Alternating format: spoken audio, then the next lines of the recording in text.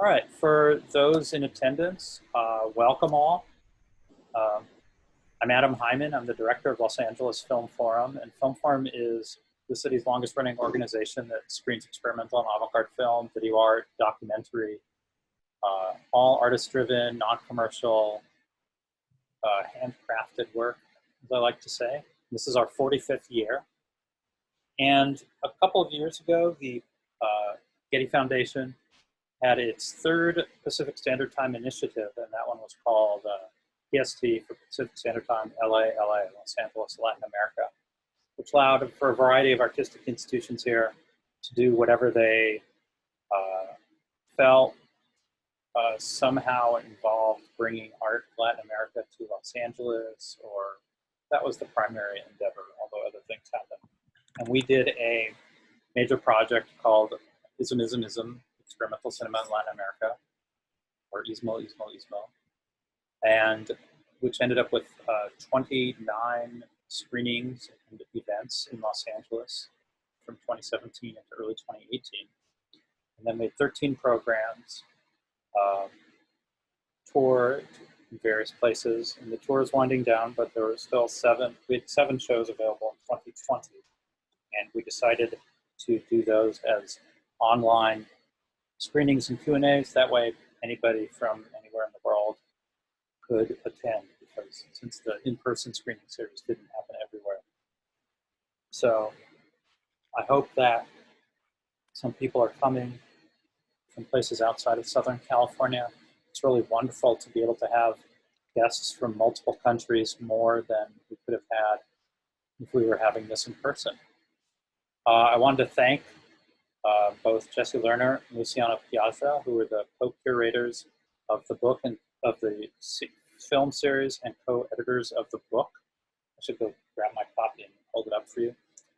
The book catalog is a wonderful collection of new essays, historical documents, manifestos, imagery, all of it fully bilingual, English, Spanish. So we're hoping that it becomes key work in the scholarship of this, and a way to introduce a variety of audiences, not in Latin America, to work which they don't see enough of.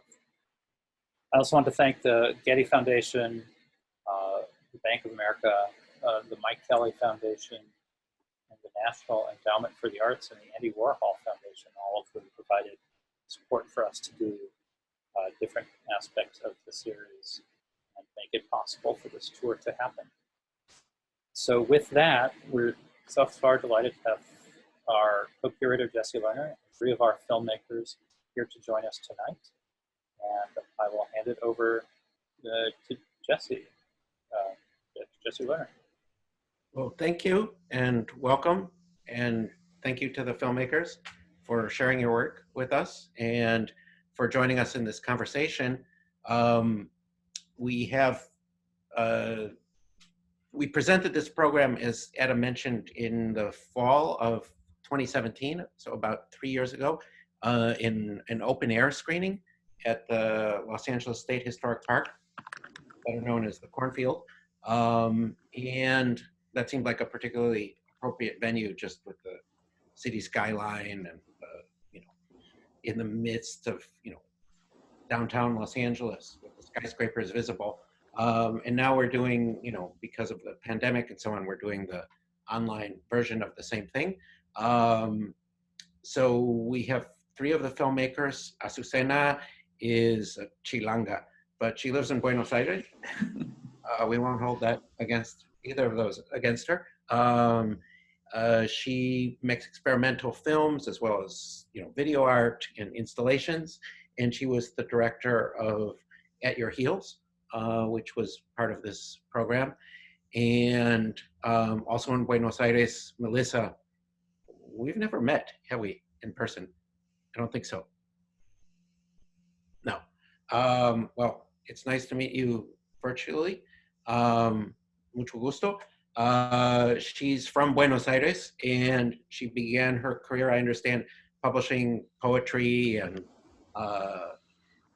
fanzines and a novel called La Rabia contra Nietzsche, which is a great title. the hatred or anger, or hatred of Nietzsche. And she studied at the University of Buenos Aires, and also with filmmakers like Claudio Caldini, who was part of our presentation here, was our guest here in Los Angeles back in the fall of 2017 in October, I believe, and Ernesto Vaca. And we saw her short, Constitución. And finally, Luis, who studied at the Facultad de Comunicaciones at the University of Lima, and also at the Piet Zwart Institute in Rotterdam. And he was the director of the Maquinaria Número Uno, or Machinery Number One, that was part of this program.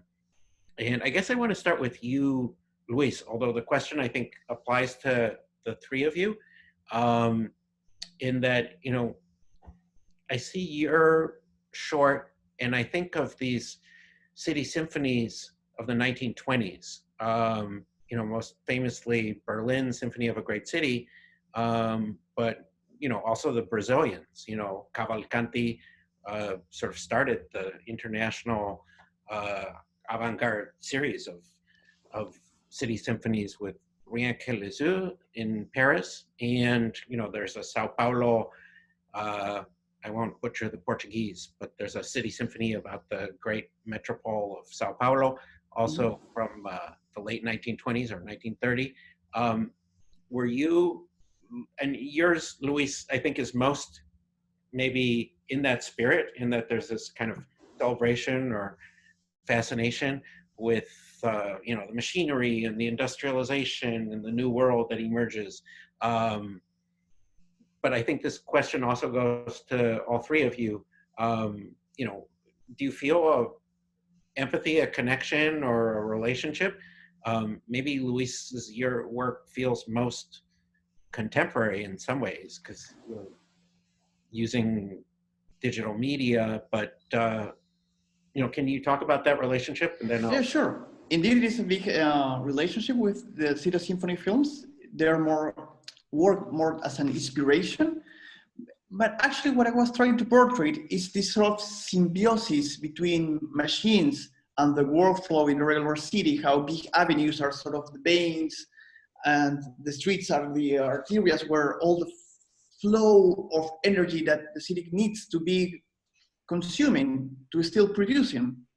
So I was really, really attracted to it. And actually that was the first video of a series called basically All Around Machinery. Then I did a bigger installation, a multi-channel installation called Machinery. It was actually very similar to the one you're presenting. It was actually bigger. It was 4 screens, all orchestrated as a production line. And actually, and you can see in that work that the influence of the city symphony films were bigger.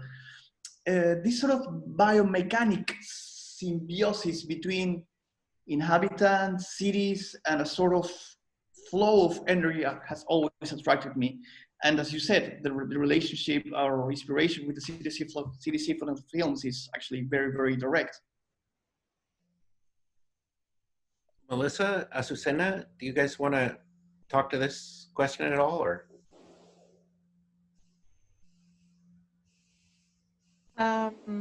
Sure. I guess this specific film that you're showing at your heels, which is part of a series of films related to cities, it has to do more with a sort of archaeological view that I have about the architecture and the well, this is an idea that comes from being from Mexico City. That Mexico City has lots of layers of history, like one on top of each other. So when you go around, you can see like this sort of lasagna, right? So I'm really interested in this. When you walk around and see all this archaeological information, and at your heels, the first thing that I I thought about this is the subway in Prague, right? So it has this amazing design that makes you feel like you're in a different era. No, this is like 60s or a very groovy design, I can say. It's full of colors and metallic, crazy design, and this has to do with what you're saying, that this fast movement sometimes with the triggering with the edition has like an edition in the camera, and that's I guess pretty much what it's closer to this films, these symphonies of the cities in the 30s, like these different editions and these different ways of seeing the fast movement of the city. So, well, as I said, it's a part of a series. This the one in Prague, and I have other ones. There's one actually in Sao Paulo that it's closer to that spirit that Luis's film now, with all this craziness of Sao Paulo, which is also pretty close to the craziness in Mexico City. Melissa? You need to unmute. Sorry. In my case, I think the city, for example, in Constitución, is my neighborhood here in Buenos Aires. And I think the city is like a political space because it has no social segregation. No, for example, Constitution is a neighborhood in the limit of the city. And I think that the limits here, like a precarious limits, you know, where the mercantilist style and the individualist style is the own speed of the city. And the other aspects of the film is my idea is try to build a soundscape of my neighborhood. And it's a very, I don't know, like the antithesis of a modern city. You know, in this neighborhood, we have a green grocery truck, for example, on Saturday. And it's very interesting because here from my house is the Casa Rosada in 10 minutes. So it's a very strange mix of the political aspects of the life. Yeah, I guess I would say that, you know, specifically, maybe more specifically than the other films in the program, Constitución is not just a major boulevard, but it's sort of this public theater for a lot of the political life of the nation, right? As it's yeah. It's like a little. I don't know. The name of the Constitution is the name of the neighborhood, and is the name of the first law of our country too. So it's like a paradoja. I don't know in English. Yeah. Absolutely. Azucena, I guess this is a question for you, thinking specifically about, you know, Prague. You mentioned the subway, you know, the Mexico City subway also has like a, you know, very specific graphic design of the logos and the color coding, also from the late 60s. But why Prague? And, you know, I know you travel a lot, and, you know, there's this sort of diasporic or transnational quality to your films. But, you know, was there something in particular that led you to Prague? Yeah, actually, I was very lucky to travel with two fellow Argentinian filmmakers. We were invited by the University of Prague to give some workshops and to show some Argentinian films. I went there with Pablo Mazzolo and Benjamin Ellenberger. And we were there, well, doing that, and it was like a sort of residency, and we were learning how to develop films. There's where I learned to develop black and white films. And then the people that were hosting us, they were like super nice, and they were showing us everything, and they took us on a small tour to the Czech Republic to show the Argentinian films, because they were very fascinated with this short films that we were showing from our fellow friends in Argentina. And I had this friend in Argentina who had lots of cans of 16mm films. At that time, I was just filming in Super 8. Caldini gave me my first camera as a present, and I was just doing that. But this guy didn't have room on his freezer and for ice cream, and he was like, well, you know, I want to get rid of these cans, so why don't you take them home? And I was like, yes. So I was like, okay, I'm gonna shoot this film, and I didn't know how to do that. So this friends gave me this super heavy Russian camera. It's like a Kalashnikov, I call it, but it's Krasnogorsk. It's yeah, the K3 camera, they call it. All the mechanism, plastic, and I wouldn't exactly. Yeah. Exactly.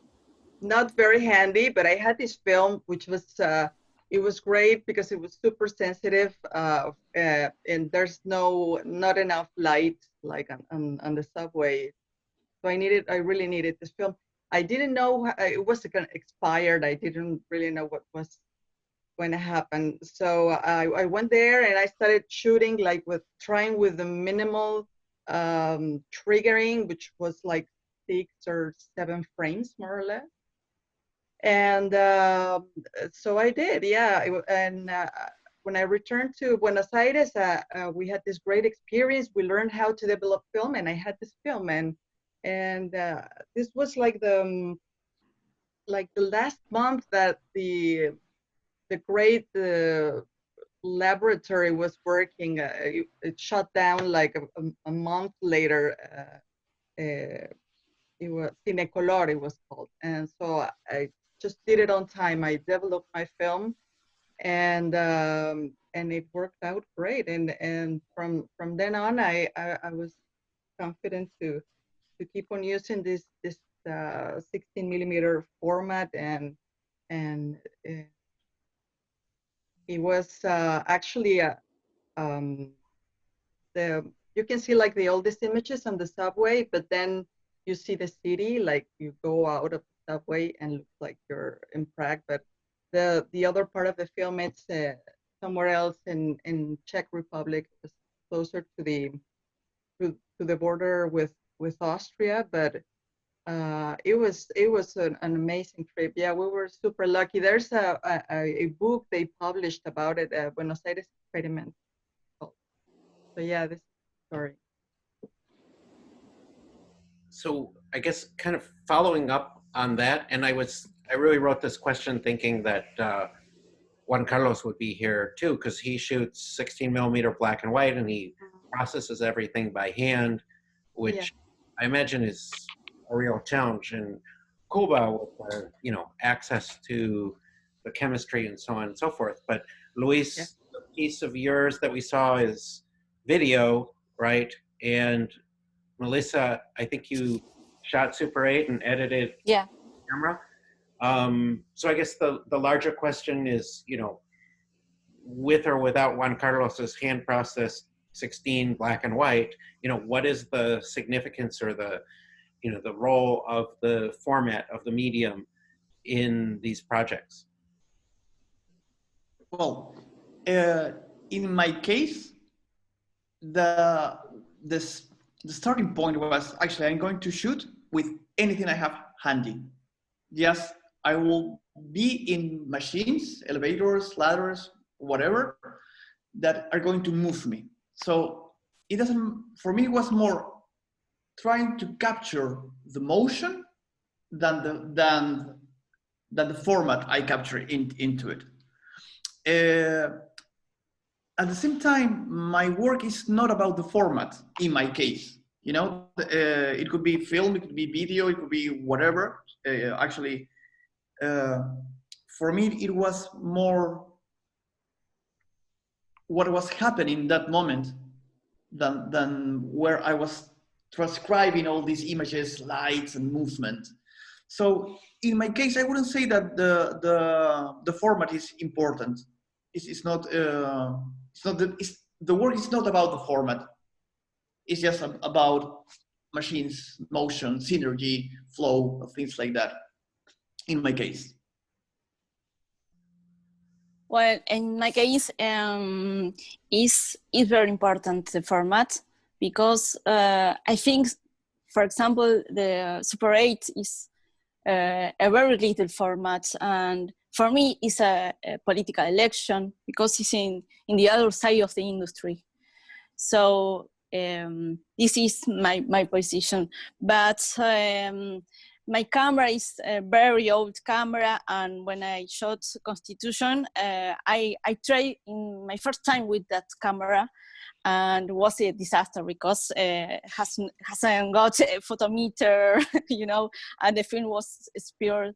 So it was like a first great exercises to shot Constitution. But for me, it's very important to have the idea to shot, but the format is the second element to build a film in my case. Well, in my case, I always say that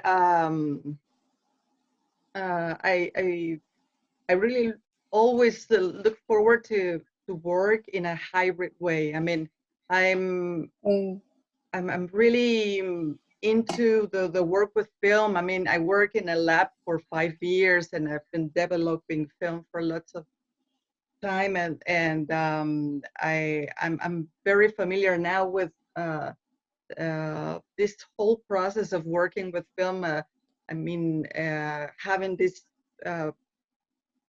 sometimes a triple process, no? Sometimes editing with the camera, and then another process with developing. Well, there's a third process when we are also projecting, right? Because sometimes you can make a difference on that too. But I always say that I want to be. How do you say when you can write with both hands? Like ambidextrous. Ambidextrous. There you go. That's what I want to do all the time, because actually this film At Your Heels, it's super hybrid. I mean, it was shot in this 16mm film, and then it was scanned, and I did the editing digitally. Actually, I don't have a positive in film. I'm looking forward to do that. And then the sound I worked with, there's an archive on the internet with all the voices of the subway in Prague. Like, you can download it, and I worked with that. So it's very hybrid. So that's why I always encourage people to work with film and get to know it and so on. But and I always defend that format and the whole thing around it. But I also believe that working also with the digital side, it helps like improving or just to complete an idea. No, sometimes you need both hands. It makes certain things easier. Mm-hmm. Without a doubt. Another question and this again, I guess I'm sort of referencing the city symphonies of the 1920s, in that, you know, some of them seem, you know, overly, wildly optimistic, right? Like the city is this exciting place where there's all this energy and dynamism and movement and new things and new possibilities. And we know realistically that, you know, cities have a lot of problems, social inequalities, homelessness, you know, we could go on. And cities have a lot of great things as well. You know, we're all living in cities for a reason, right? Because we chose to, because of those attractions. So, you know, if I think about the Felipe Ehrenberg film on the program, you know, he's a Chilango living in London, and the city is a disaster, right? It's not functioning because I don't know if you guys saw that particular La Poubelle. You know, the garbage collectors are in strike, and they're just mountains of garbage all over the city. And somehow the most basic needs of, you know, we need to have the garbage removed because we're humans and we're producing garbage, and it starts to stink and present a public health hazard unless it gets taken away. So there's like something pessimistic, even in Berlin, right? There's like this kind of sense of the city out of control, and it's a disaster, and people are committing suicide because of inflation and the urban inequalities, the city as an inhospitable place, and also something celebratory or optimistic of, you know, the city as this place of great energy and possibilities. So can you position, each of you, your films in relationship to that sort of spectrum of, you know, the glass half empty, half full, or both? Okay, well, I will start then. To be honest, I don't see my films being optimistic. Actually, I don't want them to be optimistic. As Melisa was saying, as well, we were agreeing on this, I think that our films are political. Arts must be political. Yeah. And if you're political, I don't know if you can be political and optimistic at the same time. You know, it's be more realistic and not try to be shocking, you know, but come on, we're portraying society. We're portraying what's going on. And at the same time, if you think about city symphony films, they were in the late 20s, and the Big Depression coming in 29. So it was like people were going, oh, cities are growing, and with machines, and there's a big flow.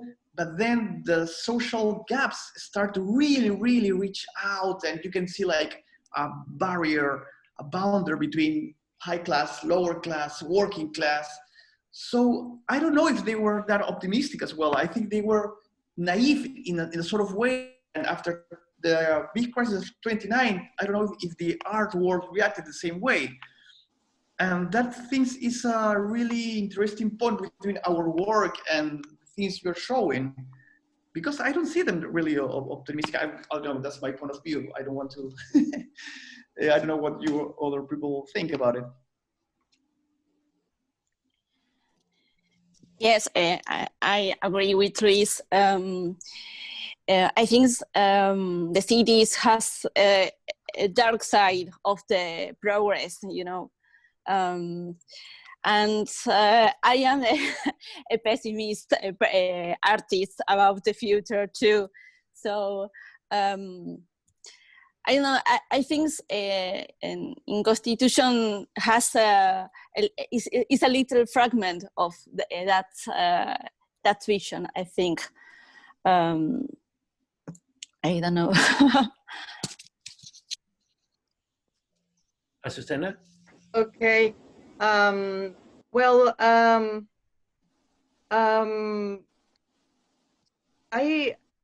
don't think there is an actual point of view in my film about this. There is a difference between the underground and like the outside, like on the actual ground. Probably that's the difference I wanted to make is also with the rhythm and so the images are faster and super are faster on the underground, and you can feel like this sort of situation with the what you call it, this optimism of the progress, no, of the city that doesn't exist anymore. But when I go to the outside, it's quiet, and it's like, but it's kind of trashy as well. So yeah, I cannot say it's optimistic either, and it's cold and it's all snowy. Yeah,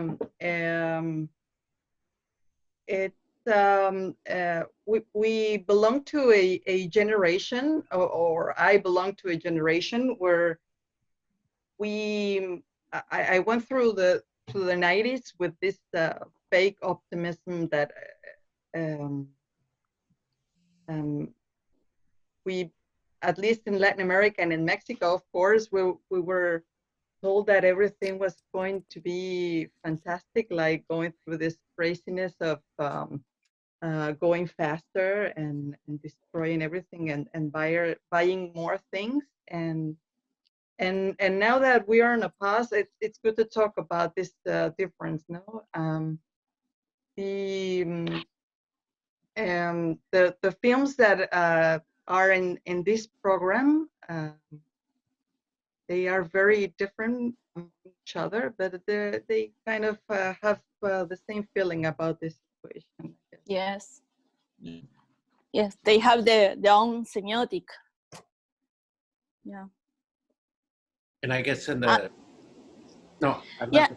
Sorry, the city is, I think, in the different films, it's like a human being, you know, because it has a known memory, a known wishes, identity, and a known semiotic. So it's very interesting when the cities are, I don't know in English, amalgamar. It's like, yeah, como, is that, yeah. Intertwined.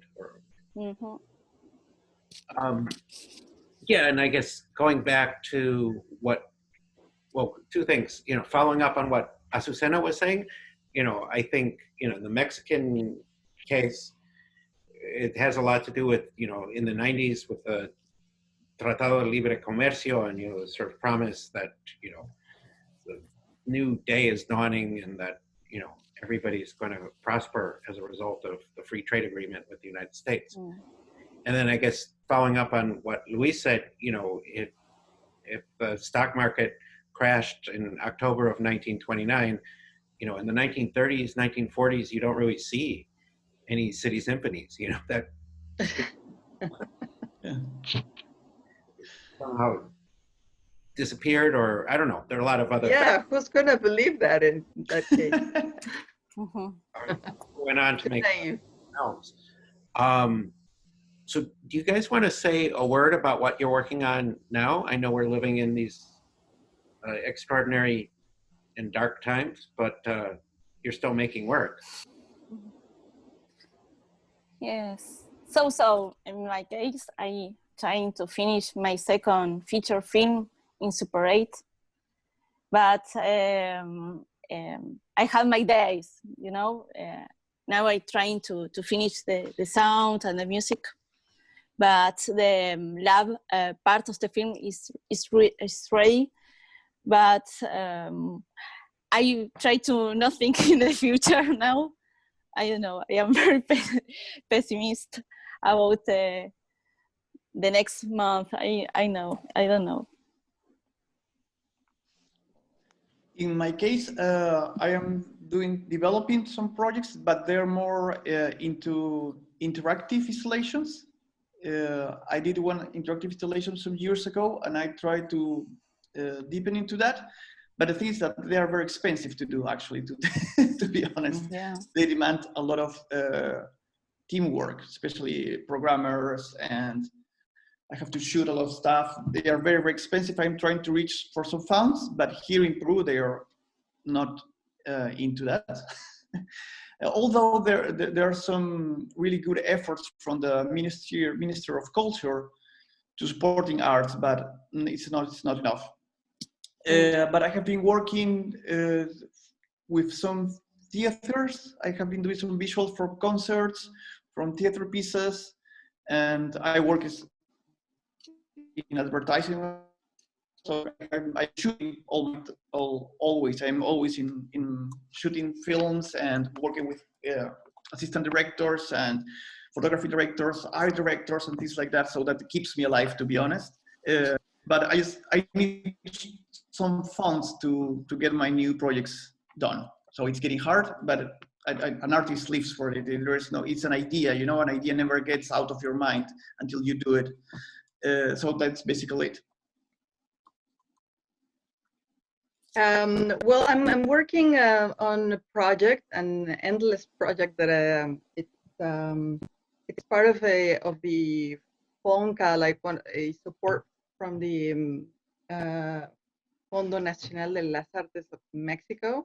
Part of the Sistema Nacional de Creadores, ¿no? Exactly.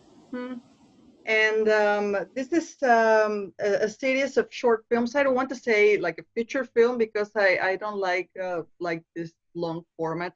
It's more in chapters.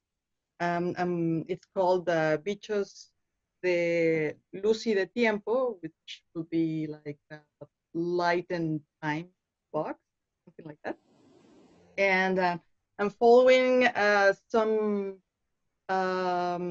characters that work with devices related to light and time. And I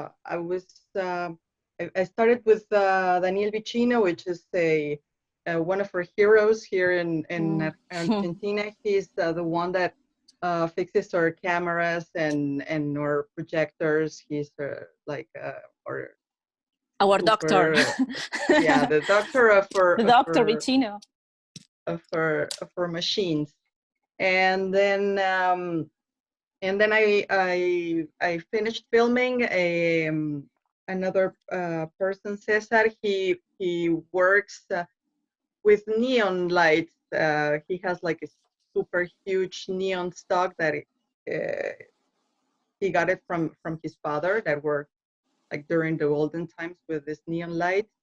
And he's still working on that, but like slowly, and his job is dying pretty slowly. And also with a couple of people working with monumental watches, monumental clocks, not watches, monumental clocks in Buenos Aires. They have like a little gang, and these are very, very nice people. They are taking care of these very old machines, and also a family in Mexico and Puebla. They have a very interesting factory in Puebla. This is the only one factory in Latin America that still works with clocks. So that's what I'm trying to finish. It's been a long time. I don't know if it's going to happen. I was filming on March, very happy, and well, I had to stop. But most of it it's already filmed. I have to develop some stuff as well. But yeah, hopefully in 2090. Before that. No te preocupes. Are there any final thoughts that you'd like to share, either about the film that we saw or the program more generally, or? Well, I wanted to thank all of you, and thanks for being part of this conversation and of course of the program. I will say that the work that is shown, it's very polysemic, and at the same time, it's very straightforward into its political position. And that's actually, I think, an achievement of the curators and all the artists involved in it. And somehow, I think that is what society needs somehow, you know? Although arts give more questions than answers, people are questioning and observing and being more, not reluctant, I don't know what's the word, but questioning where are we going, especially with this pandemia time. So I think that the role of art is more important than ever. So I think that our role as an artist, curators, it's very, very alive right now. Azucena? Well, yeah, of course, to thank you guys for inviting me to this. It was really nice to be here talking about our films, and I'm really happy to be part of this Ism Ism Ism. It's like a huge project. I really admire this work. I mean, I don't know if it's if there is something like this, like a compilation like this of Latin American films, and it's really amazing. I'm really honored to be part of it, and well, Jesse, I have to say this, but it's very, very, very important, this work that you're doing. Not only, I mean, you've been always important for this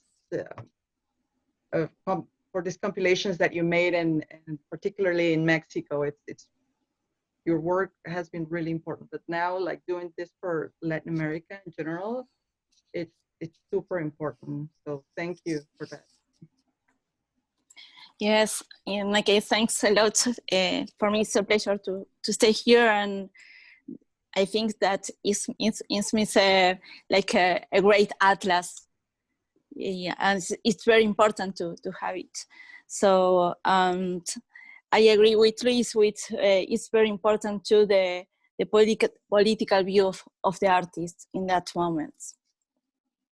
Well, it certainly doesn't intend to be the last word. In fact, quite the contrary. I hope it inspires, other researchers and scholars and curators to then, dig deeper and find a whole lot of other stuff that we didn't even mention or screen or have a chance or know about, or have a chance to include. But I want to thank you guys for your work and for agreeing to both share your work in this program and the tour, and also for joining us in this conversation.